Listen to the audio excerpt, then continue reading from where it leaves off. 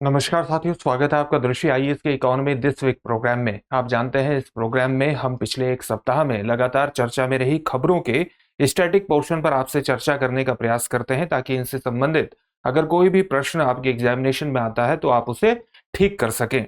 UPSC की examination हो चाहे पब्लिक सर्विस एग्जामिनेशन हो, उसमें हाल ही में एक प्रवृत्ति देखी गई है कि जो लगातार चर्चा में रहने वाली खबर है, लगातार जिन जो खबरें समाचारों में रहती हैं, उनके स्टैटिक पोर्शन से प्रश्न पूछने की प्रवृत्ति एग्जामिनेशन में बढ़ रही है। इसी को ध्यान में रखते हुए हमने इन प्रोग्राम्स की शुरुआत की है, जिसमें से एक प्रोग्राम है इकोनॉमी दिस वीक। आज भी हम इस प्रोग्राम में कुछ खबरों पर विस्तार से चर्चा करेंगे, उनके करंट सिनेरियो को भी समझने की कोशिश करेंगे और उनके स्टैटिक पोर्शन को भी समझने की कोशिश करेंगे। अब हम अपने टॉपिक की तरफ बढ़ते हैं। आज का हमारा पहला टॉपिक होगा मुद्रा के अवमूल्यन और अधिमूल्यन से जुड़ा हुआ। जब हम मुद्रा के अवमूल्यन और अधिमूल्यन की बात करते हैं, मुद्रा के मूल्य में उतार और चढ़ाव की बात करते हैं, तो इसमें दो चीजें शामिल होती हैं, एक सरकारी नीति और एक बाजार के हिसाब से मुद्रा का मूल्य निर्धारण होना। जब मुद्रा के मूल्य की बात करते हैं तो किसके परिप्रेक्ष्य में मुद्रा के मूल्य का निर्धारण किया जाता है? सामान्यतः करेंसी, बास्केट ऑफ करेंसी के संदर्भ में इस मूल्य का निर्धारण किया जाता है। बास्केट ऑफ करेंसी में कौन सी मुद्राएं शामिल होती हैं? इसमें दुर्लभ मुद्राएं शामिल होती हैं और सामान्यतः यूएस डॉलर, येन यानी जापान की मुद्रा, पाउंड स्टर्लिंग यानी ब्रिटेन की मुद्रा और साथ ही यूरो, इनको हार्ड करेंसी मानी जाती है। और भारत में अगर हम रुपये के मूल्य की अवधारणा की बात करते हैं, रुपये के मूल्य में उतार चढ़ाव की बात करते हैं इंटरनेशनल मार्केट में, तो सामान्यतः इसी बास्केट ऑफ करेंसी के संदर्भ में उसके मूल्य की बात करते हैं। साथ ही जब मुद्रा के अवमूल्यन की बात होगी, उसके अधिमूल्यन की बात होगी, तो उसका सीधा मतलब है कि ये अवमूल्यन और अधिमूल्यन सरकारी नीति के माध्यम से किया जा रहा है। लेकिन जब उसके मुद्रा के मूल्य ह्रास और मूल्य वृद्धि की बात होगी, तो उसका सीधा सा मतलब है कि ये मूल्य ह्रास और मूल्य वृद्धि यानी रुपये के मूल्य में वृद्धि होना और उसके मूल्य में ह्रास होना वस्तुतः बाजार शक्तियों पर निर्भर होता है। यानी बाजार की अपनी स्वाभाविक शक्तियों के आधार पर रुपये के मूल्य में गिरावट और बढ़ोतरी होती है। तो इसमें प्रभाव लगातार लगभग सेम ही होंगे। यानी जब मुद्रा का अवमूल्यन होगा, यानी उसकी जो कीमत घटेगी बास्केट ऑफ करेंसी के परिप्रेक्ष्य में, अन्य दुर्लभ मुद्राओं के परिप्रेक्ष्य में जब उसका मूल्य गिरता है, तो उसके जिस तरह के प्रभाव होंगे उसी तरह के प्रभाव मुद्रा के मूल्य ह्रास के जैसे होंगे। लेकिन एक में सरकारी नीति शामिल होगी और एक में बाजार की शक्तियां शामिल होंगी। इसी प्रकार से मुद्रा के अधिमूल्यन और मुद्रा के मूल्य वृद्धि के प्रभाव भी समान होंगे, लेकिन एक में सरकारी नीति शामिल होगी और एक में बाजार की शक्तियां प्रभावी होंगी। यानी एक में सरकार अपनी नीति के माध्यम से मुद्रा का अवमूल्यन या अधिमूल्यन करती है और एक में बाजार शक्तियों से प्रभावित मुद्रा का मान निर्धारित होता है अन्य मुद्राओं के परिप्रेक्ष्य में। किस मुद्रा के परिप्रेक्ष्य में निर्धारित होता है? जब हम सरकारी नीति की बात करते हैं तो सरकारी नीतियों में एक बास्केट ऑफ करेंसी की बात करते हैं। बास्केट ऑफ करेंसी में जैसा कि अभी आपको बताया, सामान्यतः दुर्लभ मुद्रा शामिल होती है, लेकिन सरकार अपनी नीति के माध्यम से इस बास्केट ऑफ करेंसी को बढ़ा भी सकती है। बास्केट ऑफ करेंसी में दुर्लभ मुद्राएं कौन सी आती हैं? यूएस डॉलर अभी हमने आपको बताया था, इसी प्रकार से यूरो इसमें शामिल हो जाता है, इसी तरह से इसमें येन शामिल होता है और इसी तरह से पाउंड स्टर्लिंग इसमें शामिल हो जाता है। पाउंड स्टर्लिंग, तो ये सामान्यतः दुर्लभ मुद्रा मानी जाती है और रुपये के मूल्य का निर्धारण सामान्यतः इन्हीं मुद्राओं के परिप्रेक्ष्य में किया जाता है। अब हम देखते हैं कि अगर भारतीय रुपये का अवमूल्यन होता है या अधिमूल्यन होता है तो उसके प्रभाव किस प्रकार के हो सकते हैं। ये अवमूल्यन और अधिमूल्यन आपको न्यूज़पेपर में लगातार चर्चा में मिलेंगे। शायद ही कोई दिन ऐसा होगा जब हम मुद्रा के अवमूल्यन या अधिमूल्यन की चर्चा या मुद्रा के मूल्य के ह्रास या उसके मूल्य वृद्धि की चर्चा नहीं सुनते हैं अखबारों में, और इसलिए इसके स्टैटिक पोर्शन को जानना हमारे लिए महत्वपूर्ण हो जाता है।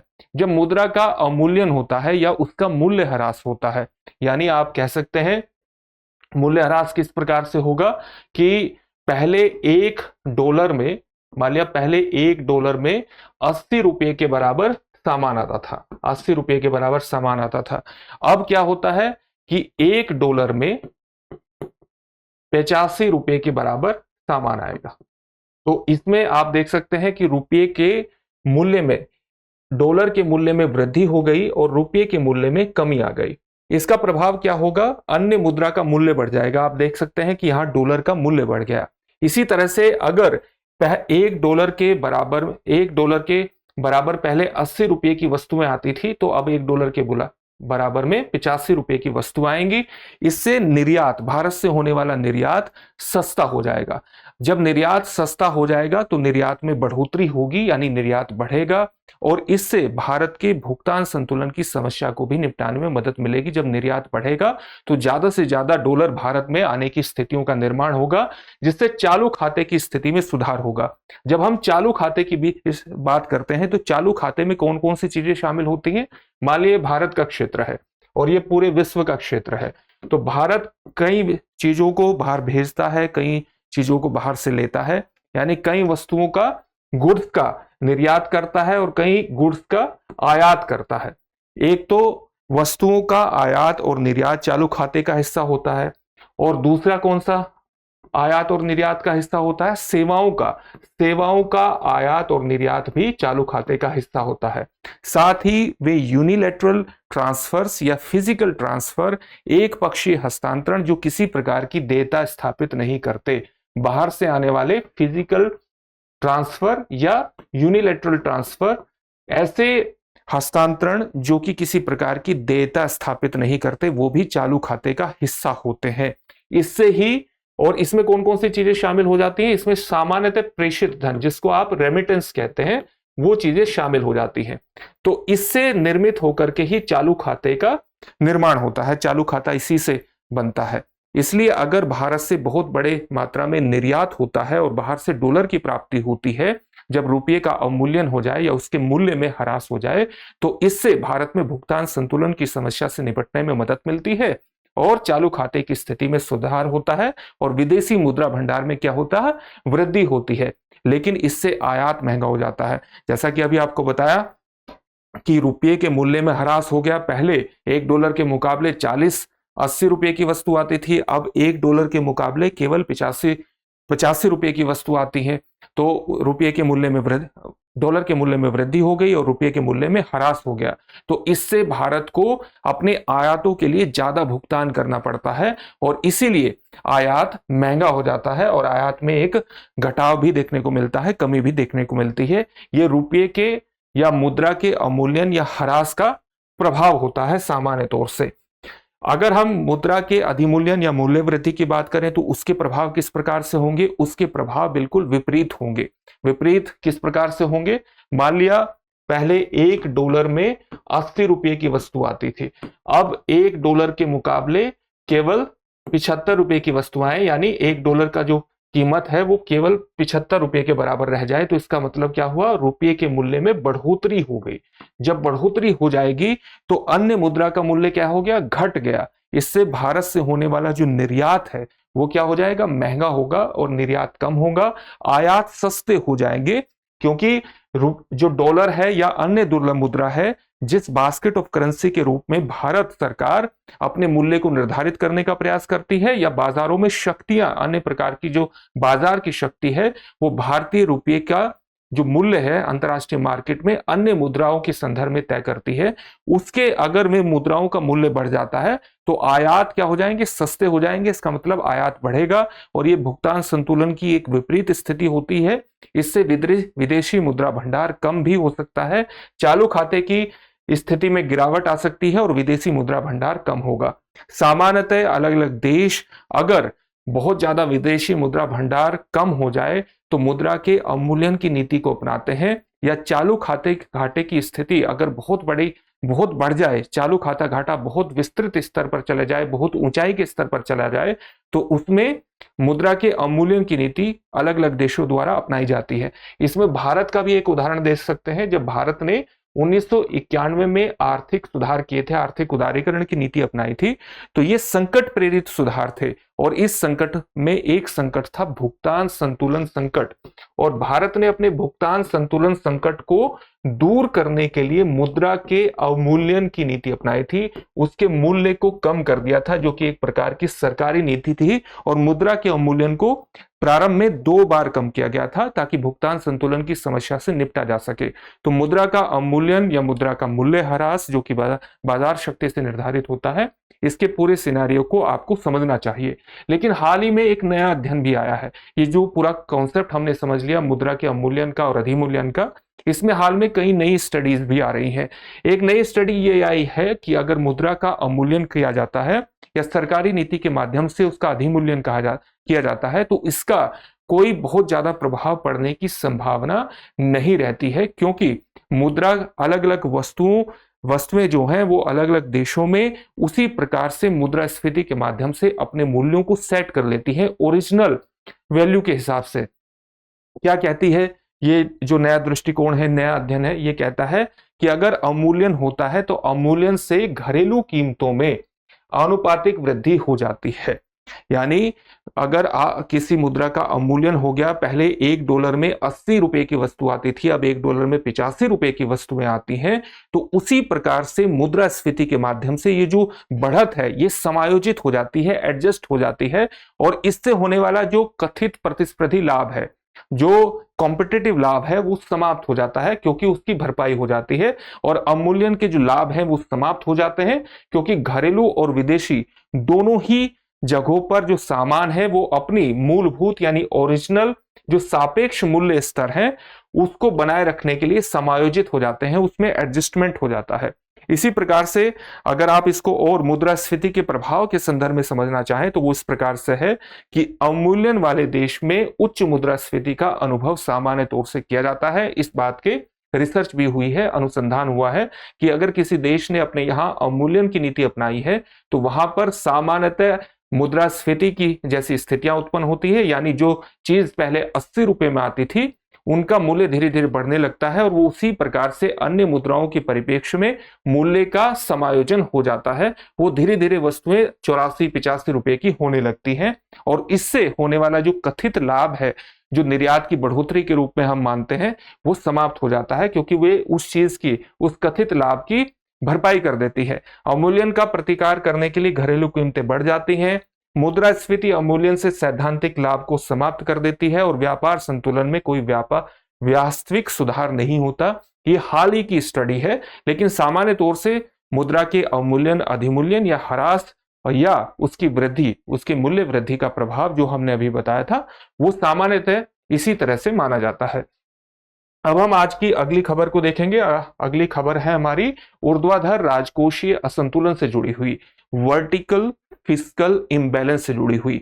ये वर्टिकल फिस्कल इम्बैलेंस क्या होता है, सबसे पहले इसी को देख लेते हैं। वर्टिकल फिस्कल इम्बैलेंस हाल ही में भारत के 15वें और 16वें वित्त आयोग के कारण चर्चा में है। 16वां वित्त आयोग की जो सिफारिशें हैं वो 1 अप्रैल 2026 से लागू होंगी और 5 वर्ष तक रहेंगी, और वर्तमान में 15वें वित्त आयोग की सिफारिशें के आधार पर भारत में संघ और राज्यों के स्तर पर करों का हस्तांतरण किया जाता है।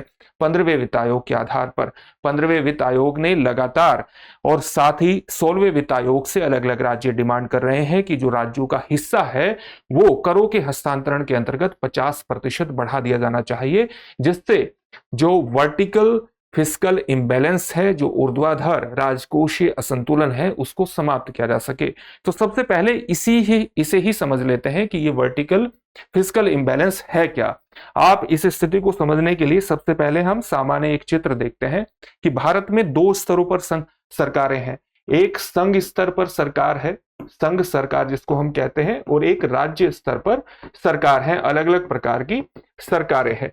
इनके अंदर, इनके भीतर शक्तियों का विभाजन है, और इस शक्तियों का जो विभाजन है ये इसका आधार क्या है?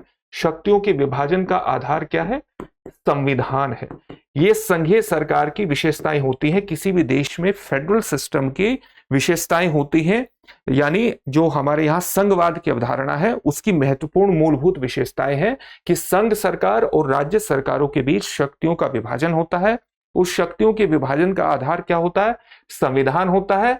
शक्तियों का विभाजन कई स्तरों पर होता है। किस किस स्तर पर होता है? जैसे प्रशासनिक स्तर पर होता है, जैसे विधिक स्तर पर होता है, लेजिस्लेचर के स्तर पर होता है, और इसी प्रकार से वित्तीय स्तर या फिजिकल स्तर पर, राजकोषीय स्तर पर होता है। इस समय जो ये शक्तियों का विभाजन होता है, इसमें किसी तरह की अगर परेशानी आती है, किसी तरह की उठापटक होती है, तो उसके लिए जरूरी है कि एक स्वतंत्र न्यायपालिका भी हो। तो इसी कारण से संघवाद की एक महत्वपूर्ण विशेषता होती है कि वो स्वतंत्र न्यायपालिका की भी व्यवस्था करती है। इस पूरी व्यवस्था को हम किस नाम से जानते हैं? संघवाद के नाम से जानते हैं। इसीलिए जब हम वित्तीय क्षेत्र में संघ और राज्य सरकारों की शक्तियों और उनके बंटवारे की बात करते हैं कि किसके पास कितनी राजकोषीय शक्ति है, तब हम बात करते हैं राजकोषीय संघवाद की। अगर केंद्र सरकार और राज्य सरकारों के बीच राजकोष को लेकर के, उनकी वित्तीय शक्तियों को लेकर के, उनके वित्तीय बंटवारे को लेकर के सहयोग स्थापित होता है, तब वो संघवाद कहलाता है। सहयोगात्मक राजकोषीय संघवाद।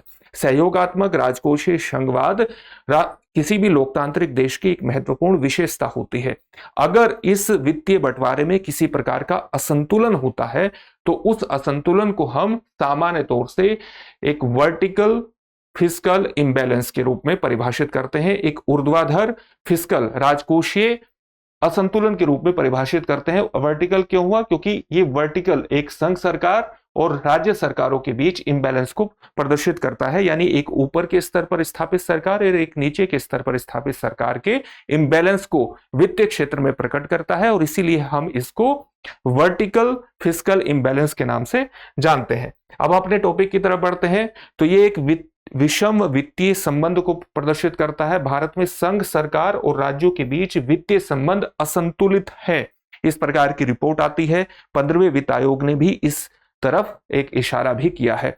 राजस्व और व्यय में असमानता देखने को मिलती है। किस प्रकार की असमानता है? जैसे राज्य राजस्व व्यय का 61% संभालते हैं, यानी जितना भी राजस्व है उसका 61% खर्च किसके द्वारा किया जाता है? राज्यों के द्वारा खर्च किया जाता है।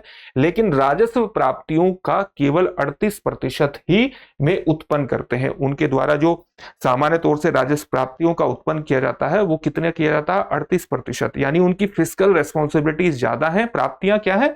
कम हो जाती हैं। इसलिए वो संघीय हस्तांतरण पर निर्भर हो जाते हैं। जब तक संघ उन पर किसी प्रकार का करों का या अन्य प्रकार के राजस्व का हस्तांतरण नहीं करेगी, तब तक वो अपनी रेस्पॉन्सिबिलिटीज को, अपने दायित्वों को ठीक तरीके से नहीं निभा पाएंगे। राज्य अपने व्यय के वित्त पोषण के लिए केंद्र सरकार पर निर्भर हो जाते हैं। इस प्रकार के असंतुलन से, राजकोषीय जिम्मेदारियों में इस प्रकार का असंतुलन भारत में विद्यमान है। राज्यों के पास महत्वपूर्ण व्यय कर्तव्य हैं, यानी उनकी कई एक एक्सपेंडिचर रेस्पॉन्सिबिलिटीज है, एक्सपेंडिचर ड्यूटीज हैं, लेकिन राजस्व जुटाने की जो उनकी शक्तियां हैं वो सीमित हैं, जिसके कारण ऊर्ध्वाधर राजकोषीय असंतुलन की स्थिति भारत में विद्यमान रहती है। तो ये सामान्य स्थिति है। अब हम देखते हैं कि अगर ये जो वर्टिकल फिस्कल इम्बैलेंस है, ऊर्ध्वाधर राजकोषीय असंतुलन है, इसको कम करना जरूरी क्यों है? इसको कम करने का सबसे बड़ा महत्व यही है कि केंद्र और राज्य सरकारों के बीच राजकोषीय जिम्मेदारियों के विभाजन को संतुलित करने के लिए जरूरी है कि ये जो असंतुलन है इसको कम किया जाए। अगर हम संवैधानिक विभाजन की बात करें तो भारतीय संविधान वित्तीय कर्तव्यों को, जो एक तरह से जो फाइनेंशियल ड्यूटीज हैं, उनको विभाजित करता है, जिसमें केंद्र सरकार प्रमुख करों में कौन कौन से आते हैं? व्यक्तिगत आयकर, निगम कर यानी कॉर्पोरेट टैक्स, और कुछ अप्रत्यक्ष कर इसके अंतर्गत शामिल हो जाते हैं। तो केंद्र सरकार इन करों को संभालती है और राज्य सरकारें दक्षता को अधिकतम करने के लिए व्यय का प्रबंधन करती है। तो व्यय का प्रबंधन राज्य सरकारों द्वारा किया जाता है और केंद्र सरकार इस तरह के करों को सामान्य तौर से संभालती है। भारत का जो वर्टिकल फिस्कल इम्बैलेंस है वो दूसरे देशों, दूसरे फेडरल देशों, दूसरे संघवादी देशों की तुलना में बहुत बड़ा है और ये लगातार बढ़ रहा है। इसके बढ़ने में कोविड-19 की भी खासी भूमिका रही है, जब केंद्र और राज्य सरकारों के बीच जो फिस्कल इम्बैलेंस है वो लगातार बढ़ता चला गया था कोविड संकट के कारण।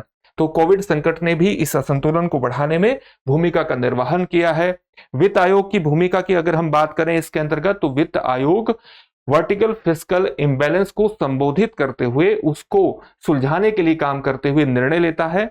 संघ द्वारा एकत्रित करों को राज्यों में कैसे आवंटित किया जाए, इन करों को राज्यों के बीच कैसे वितरित किया जाए, इसके अंतर्गत सिफारिशें करता है और इसकी सिफारिश के आधार पर ही केंद्र सरकार राज्यों को अपने करों का एक महत्वपूर्ण हिस्सा देती है, अपने राजस्व का एक महत्वपूर्ण हिस्सा देती है। पिछले सालों में हमने देखा है कि लगातार राज्य सरकारों का जो प्राप्तियां हैं केंद्र सरकार से वो बढ़ती भी चली गई है, लेकिन वो भी नाकाफी नजर आती है। अगर हम इस हस्तांतरण की बात करें जो होता है केंद्र से राज्यों की तरफ, तो उसमें भी आपको कई तरह के अनुदान और सशर्त हस्तांतरण की स्थिति देखने को मिलेगी। जब हम अनुदानों की बात करते हैं तो उसमें आर्टिकल 275 महत्वपूर्ण हो जाता है। वित्त आयोग विशिष्ट आवश्यकताओं के लिए अनुच्छेद 275 के अंतर्गत अनुदान की सिफारिश करता है और अनुच्छेद 282 के अंतर्गत अन्य केंद्रीय हस्तांतरण में शर्तें शामिल होती हैं और वे कर हस्तांतरण की तरह लचीले नहीं होते। इसलिए राज्य लगातार उम्मीद करते हैं कि 275 के तहत, आर्टिकल 275 के तहत उन्हें करों का हस्तांतरण केंद्र सरकार द्वारा किया जाए, क्योंकि वे किसी प्रकार की शर्तें स्थापित नहीं करते हैं। साथ ही अगर हम बिना शर्त हस्तांतरण के और तरीकों की बात करें तो संघ के राजस्व से राज्यों को करों का जो हस्तांतरण है वो बिना शर्त हस्तांतरण का एकमात्र रूप है जो राज्यों को अधिक वित्तीय स्वायत्तता प्रदान करता है और इसलिए राज्य इस तरह के हस्तांतरण को सपोर्ट करते हैं ताकि ये जो इम्बैलेंस है, जो फिस्कल इम्बैलेंस है, जो जिसको हम वर्टिकल फिस्कल इम्बैलेंस के रूप में संबोधित करते हैं, इसकी स्थिति को समाप्त किया जा सके और राज्य अपने वित्तीय दायित्वों को ठीक तरह से निर्वहन कर सके।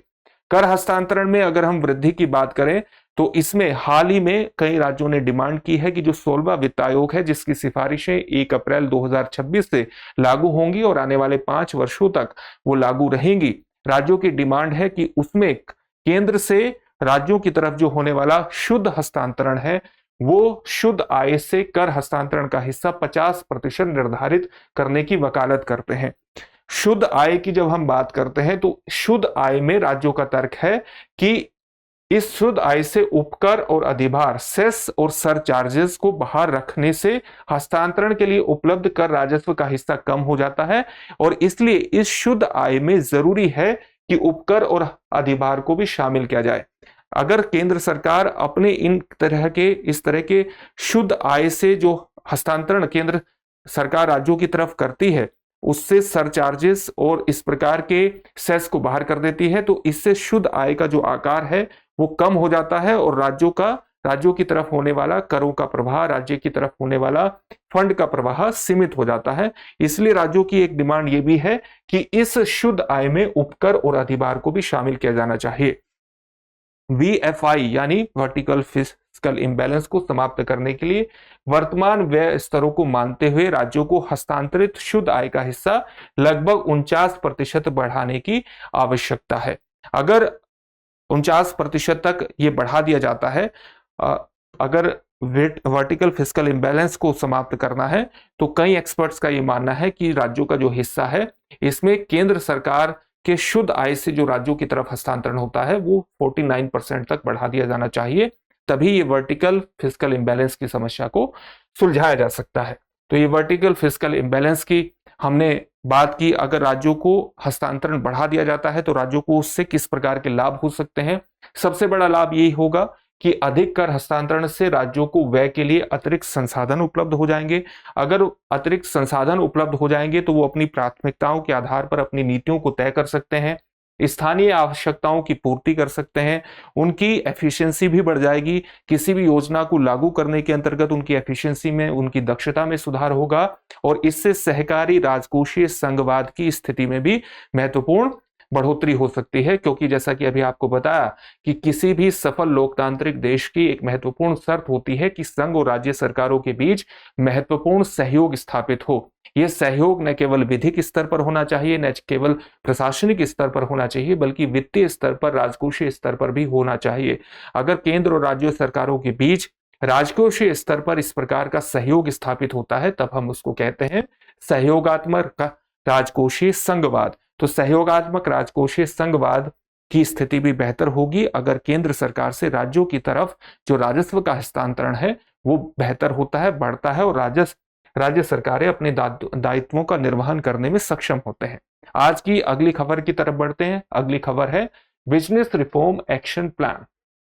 ये खबर में क्यों है? खबर में इसलिए है कि हाल ही में वाणिज्य एवं उद्योग मंत्रालय द्वारा घोषित व्यापार सुधार कार्य योजना यानी business reform action plan BRAP के तहत व्यापार में आसानी को बढ़ावा देने में, व्यापार में आसानी यानी ईज ऑफ डूइंग बिजनेस को और ज्यादा अपने यहाँ कारोबार को आसान बनाने के अंतर्गत केरल और आंध्र प्रदेश को शीर्ष प्रदर्शनकर्ता के रूप में स्थान दिया गया है। यानी केंद्र सरकार के वाणिज्य और उद्योग मंत्रालय की जो कार्य योजना है या बिजनेस रिफॉर्म एक्शन प्लान है, उसके अंतर्गत जो वो अलग अलग राज्यों को ईज ऑफ डूइंग बिजनेस के मानकों पर मापती है, उसके अंतर्गत केरल और आंध्र प्रदेश को प्रथम स्थान प्रदान किया गया है। केरल और आंध्र प्रदेश के बाद शीर्ष प्रदर्शन करने वाले राज्यों में गुजरात, राजस्थान, त्रिपुरा और उत्तर प्रदेश शामिल हैं। और सबसे खराब प्रदर्शन इस रैंकिंग में किसने किया है? अरुणाचल प्रदेश, तेलंगाना, पंजाब और पुडुचेरी के द्वारा किया गया है। हाल ही में वाणिज्य और उद्योग मंत्रालय मंत्री ने ये जानकारी दी है। अलग अलग राज्यों ने अलग अलग प्रकार के सुधार अपने अंतर्गत किए हैं, अपने यहाँ पर किए हैं, ताकि वो अपने यहाँ ईज ऑफ डूइंग बिजनेस यानी कारोबार करने की जो शर्तें हैं या कारोबार करने की जो स्थितियां हैं उनको आसान बना सके। जैसे ओडिशा ने अपने यहाँ खनन क्षेत्र में सुधार किया है, उसी प्रकार से उत्तर प्रदेश ने भी अपने यहाँ निवेश को बढ़ाने के लिए अलग अलग प्रकार के कदम उठाए हैं। महाराष्ट्र ने बेहतर बुनियादी ढांचे के माध्यम से प्रत्यक्ष विदेशी निवेश यानी FDI को आकर्षित करने का प्रयास किया है। और उसी तरह से सिक्किम ने अपनी जैविक खेती के माध्यम से अपनी मूल्य वृद्धि यानी वैल्यू एडिशन करने का प्रयास किया है। राजस्थान का एक महत्वपूर्ण उदाहरण है जिसने अपने यहाँ बेहतर पर्यटन नीतियों के माध्यम से निवेश को आकर्षित किया है और अन्य पर्यटकों को आकर्षित किया है। और सरकार का कहना है कि अगर राजस्थान की तरह ही अन्य राज्य भी अपने यहाँ पर्यटन नीतियों को अपनाए तो उससे पर्यटकों का एक प्रकार से बड़े स्तर पर आगमन हो सकता है और FDI भी एक तरह से आ सकता है। उससे जो विदेशी मुद्रा भंडार भी आ सकता है, माफ कीजिएगा, विदेशी प्रत्यक्ष निवेश नहीं बल्कि उससे विदेशी मुद्रा भंडार में भी बढ़ोतरी हो सकती है। तो राजस्थान की तरह अन्य राज्यों को भी सुझाव दिया गया है कि वो अपने यहाँ उसी के तरह से एक बेहतर पर्यटन नीति का निर्माण करें। जब हम बिजनेस रिफॉर्म एक्शन प्लान की बात करते हैं तो इसको कब लॉन्च किया गया था? एक महत्वपूर्ण योजना है केंद्र सरकार की, 2015 में इसको लॉन्च किया गया था। ईज ऑफ डूइंग बिजनेस यानी व्यापार सुगमता सूचकांक BRAP business reform action plan पर ही आधारित है और इसी के आधार पर अलग अलग राज्यों की रैंकिंग को मापा जाता है कि उन्होंने अपने यहाँ व्यापार को सुगम बनाने के लिए किस तरह के प्रयास किए हैं। राज्यों के बीच स्वस्थ प्रतिस्पर्धा को भी ये बढ़ाता है, प्रोत्साहित करके, और इसी के लिए स्वस्थ प्रतिस्पर्धा राज्यों के बीच रहे, इसी के लिए इसको लॉन्च भी किया गया था। प्रत्येक राज्य में निवेश आकर्षित करने और कारोबार को आसान करने में इसके माध्यम से मदद मिली है। साथ ही उद्योग एवं आंतरिक व्यापार संवर्धन विभाग वर्ष 2014 से BRAP यानी business reform action plan practices में निर्धारित सुधारों के कार्यान्वयन में राज्य केंद्र शासित प्रदेशों के प्रदर्शन के आधार पर उनका लगातार मूल्यांकन कर रहा है, ताकि वो पता लगा सके कि अलग अलग राज्य अपने यहाँ कारोबार की स्थितियों को आसान करने के लिए, बेहतर करने के लिए किस प्रकार के प्रयास कर रहे हैं। उनकी एक रैंकिंग जारी करता है और इस रैंकिंग के आधार पर अन्य राज्य भी प्रोत्साहित होते हैं कि किस प्रकार के सुधार करने से अन्य राज्य ने अपने यहाँ निवेश की बेहतर स्थितियों को निर्मित किया है, कारोबार की बेहतर स्थितियों को निर्मित किया है। और वो एक दूसरे से सीखने का भी प्रयास करते हैं और उनमें प्रतिस्पर्धा भी होती है, जिससे कॉम्पिटिशन होने से बेहतर स्थितियों का निर्माण होता है। BRAP यानी बिजनेस रिफॉर्म एक्शन प्लान का उद्देश्य क्या है? निवेशकों का विश्वास बढ़ाना, व्यापार अनुकूल माहौल का निर्माण करना। बिजनेस रिफॉर्म एक्शन प्लान में राज्य के प्रदर्शन के आधार पर मूल्यांकन की प्रणाली के माध्यम से एक स्वस्थ प्रतिस्पर्धा का तत्व शामिल किया गया है, ताकि देश भर में व्यापार करने की सरलता को स्थापित किया जा सके, उसको व्यापार करने की बेहतर स्थितियों का निर्माण किया जा सके।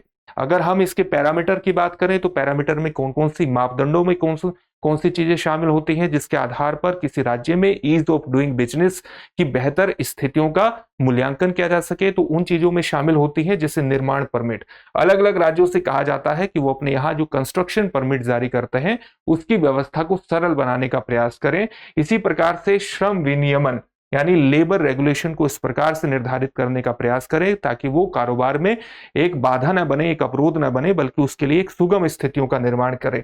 पर्यावरण पंजीकरण को की प्रक्रियाओं को इस प्रकार से निर्धारित करें कि जहां पर भी पर्यावरण संरक्षण की आवश्यकता है वो प्रभावित न होते हुए व्यापार के लिए पर्यावरण की जो स्थितियां हैं, जो पर्यावरण के संरक्षण की जो स्थितियां हैं वो भी बाधा न बने, बल्कि दोनों में एक बेहतर समायोजन स्थापित हो सके। इसी तरह से व्यापार करने वाले लोगों के पास, बिजनेस कॉरपोरेट के पास सूचना की एक बेहतर पहुंच स्थापित हो, भूमि उपलब्धता में किसी तरह की परेशानी ना हो। अगर किसी फैक्ट्री को या किसी कंपनी को अपने आप को एस्टेब्लिश करने के लिए, किसी भी तरह की फैक्ट्री को एस्टेब्लिश करने के लिए, ऑफिस एस्टेब्लिश करने के लिए किसी प्रकार की भूमि उपलब्धता की आवश्यकता होती है तो उसे भी आसान बनाया जा सके और इन सभी कार्यों के लिए एकल खिड़की प्रणाली की शुरुआत की जा सके, सिंगल विंडो सिस्टम की शुरुआत की जा सके, ताकि जो एक अवरोध रहते हैं किसी भी बिजनेस को शुरू करने में कि यहां से परमिशन लिए, फिर दूसरी जगह से परमिशन लेनी पड़ती है, फिर तीसरी जगह से परमिशन लेनी पड़ती है, इस तरह से साइलोज बने होते हैं अलग अलग डिपार्टमेंट में।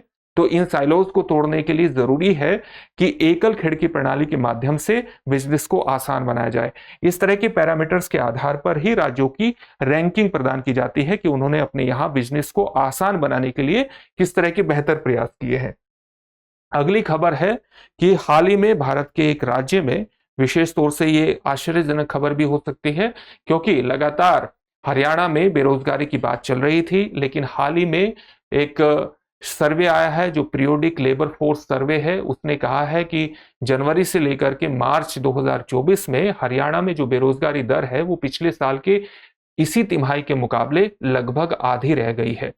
आप जानते हैं कि हरियाणा में हाल ही में चुनाव होने वाले हैं और चुनाव के संदर्भ में लगातार रोजगार और बेरोजगारी का मुद्दा एक चर्चा का विषय बना हुआ था। इसी बीच पीरियोडिक लेबर फोर्स सर्वे का ये सर्वेक्षण विशेष रूप से महत्वपूर्ण हो जाता है। इसी सर्वेक्षण पर आज हम बात करेंगे। हाल ही में पीरियोडिक लेबर फोर्स सर्वे का एक डेटा आया है। डेटा क्या कहता है कि जनवरी मार्च वित्त वर्ष 2023-24 यानी वित्त वर्ष 2023-24 के जनवरी मार्च की तिमाही में ये डेटा है, शहरी क्षेत्रों में हरियाणा की जो बेरोजगारी दर है उसमें उल्लेखनीय कमी आई है। ये शहरी क्षेत्रों में बेरोजगारी की बात करता है। ये कह रहा है कि बेरोजगारी दर में शहरी क्षेत्रों में 15 वर्ष और उससे अधिक आयु के व्यक्तियों के लिए बेरोजगारी दर पिछले वर्ष की इसी तिमाही की तुलना में 8.8% से घट करके 4.1% हो गई है। अगर हम इसकी तुलना राष्ट्रीय औसत से करें तो हरियाणा की वर्तमान शहरी बेरोजगारी दर 4.1% है, जो राष्ट्रीय औसत 6.7% से भी कम बैठती है। तो हरियाणा में पिछले वर्ष के इसी तिमाही के मुकाबले लगभग आधी बेरोजगारी रह गई है, जो कि 8.8% से घटकर 4.1% हुई। और ये राष्ट्रीय औसत में बेरोजगारी का जो राष्ट्रीय औसत है जो 6.7% है उससे भी काफी कम है। तो ये एक महत्वपूर्ण सर्वे है, इस पर भी बात कर लेते हैं।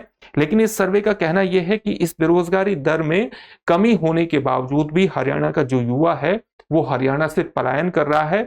न केवल देश के अन्य हिस्सों में पलायन कर रहा है बल्कि विदेशों में भी पलायन कर रहा है। तो उसके भी कई कारण हैं। अगर हम हरियाणा की बेरोजगारी दर की तुलना अन्य राज्यों से करें तो वो किस प्रकार की स्थिति बैठती है, अगर हम अन्य वर्षों से करें और अन्य राज्यों से करें, दोनों से कर लेते हैं कि हरियाणा में पिछले सालों में किस प्रकार की बेरोजगारी दर की स्थितियां रही हैं, और अन्य राज्यों के संदर्भ में भी कर लेते हैं। वर्ष 2021-22 के वार्षिक पीरियोडिक लेबर फोर्स सर्वे परिणामों के विपरीत है, जिसमें हरियाणा में 9% बेरोजगारी दर दर्ज की गई थी, जो राष्ट्रीय औसत 4.1% से भी 2 गुनी थी। यानी वर्ष 2021-22 में जो labour force periodic labour force का सर्वे आया था, जो सर्वेक्षण आया था, उस समय राष्ट्रीय स्तर पर जो बेरोजगारी दर थी वो 4.1% थी और हरियाणा में जो बेरोजगारी दर थी वो 9% थी, जो वर्तमान से बिल्कुल उलट परिणामों को यानी विपरीत परिणामों को प्रदर्शित करती है।